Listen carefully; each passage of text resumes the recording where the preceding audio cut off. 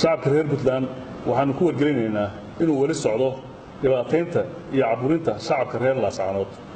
iyo duulaanka lagu wado gobolka Sool haddana laga soo wado Hargeysa iyo Bariga Burco Maleesiya beeladyo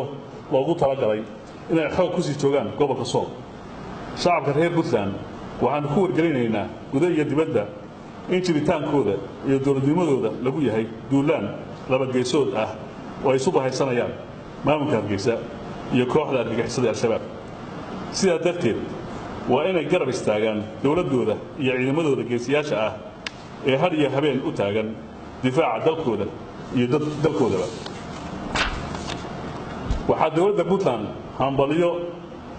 iyo bogaadin u diraysaa ciidamada difaaca dowladda Puntland guud ahaan iyo gaar ahaan kuwa hawlgalka ka fuliyay Marraje ee Buuraha Calmadow kuna xasuuqay argagixisadii laga soo abaabulay Hargeysa iyo Bariga Burco iyo daljirrada difaaca uga jira gobolka Sool iyo Cayn inankahin waxaan leeyahay Sool uma aadan dhalan kamana tarin doontid Puntland iyo maamulka Hargeysana cidda micisata gaalo Soomaali waa kala taqaan dadkii Somaliland u dhashay oo dalka Liibiya laga soo taariibiyaasha ahaa oo Muqdisho tagay oo dad Soomaaliyeed oo badan bay ahaayeen halka la soo keenay ka bacdina diyaarad looga soo kireeyay Muqdisho hay'adda IOM iyo ay soo kireysay oo dadkii reer Hargeysa ama reer Togdheer ama reer Galabo diyaaradii laga soo celiyay oo lagu soo celiyay inay ka tagin dadkoodii Puntland lagu soo celiyay Puntland ay u ogolaatay inay ka soo degaan mar labaad markii diyaaradii loo diiday dadkeedii inay maartay laga soo celiyay Hargeysa muddo 24 saac hay'adda OIM iyo dowladda Puntland ay wada hadal kula jidhay war dadkaas diyaaradda hay'adda iyo dowladda Puntland ay soo kireysay Soomaaliya inay ogolaadaan dadkoodii si ay caruurtaas hooyooyinkoodii iyo walaalahood maartay ay ugu tagaan marka halka waxa ka muuqata Hargeysa maamulka Hargeysa iska daa cid kale wixii Soomaaliya taga ma caruurtooda aatee inay tahay dad Oromo ee xaqooda ay ka tahay Ethiopia waa ogol yihiin Oromo waa ogol yihiin cid kale waa ogol yihiin laakiin heer ay hadda dadkoodii diidaan maamulka hadda ka talinaya buu gaarsan yahay marka waxaan aad iyo aad ugu faraxsanahay dadka ay nagu soo dhaweeyay magaalada Garowe ee Puntland haddana dadkoodii dib 24 saac ka hadal dabadiis ay maanta dadkoodii la joogaan ay Hargeysa ay joogaan marka waxaan oran karnaa arintaas inay tahay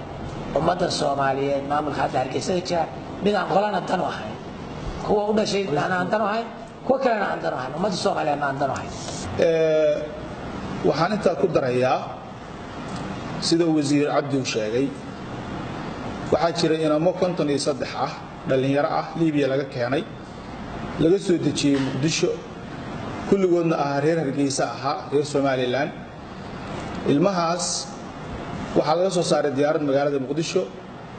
markay dul taagnayd garoonka Hargeysa baa waxa la yiri lama ogola waa Soomaali meeshay ka yimaadeen hal geeyo diyaaradda hay'adda IOM baa nala soo hadashay waxaan ku niri ku soo celiyo Garowe ayaan ka soo rognay habeen iyo maalin halkaan ku haynaa 24 saac waxaan inta bariyeynay Muuse ka bariyeynay ilmaha yaryarka hooyooyinkood in loo celiyo oo guriyahooda laga soo celiyo qaarkood hoteeladan ugu tagana way xanuunsanaayeen miidiyaha kilibkii laga duubay wuu yaalaa waa siinayna waan u diidnay Garowe intii joognaan cod ka qabanno sababtoo waxay nagu yiraahdeen sidii gabadhiina qorna ahayd baan jeel wada galeynaa annagu marka Muuse uga baqayna baa waxa ka caayay muxuu ahaa kala leexanay miidii waxaan ku faraxsanahay inay shalay galab degeen xalina ay hooyooyinkood iyo guryahooda ay tageen taas waxaan leenahay waxa weeye dhibaatada ka jirta iyo garashada ka jirta Hargeysa ay tusaysaa inay yaro 4 sano jeel magafaa ku jiray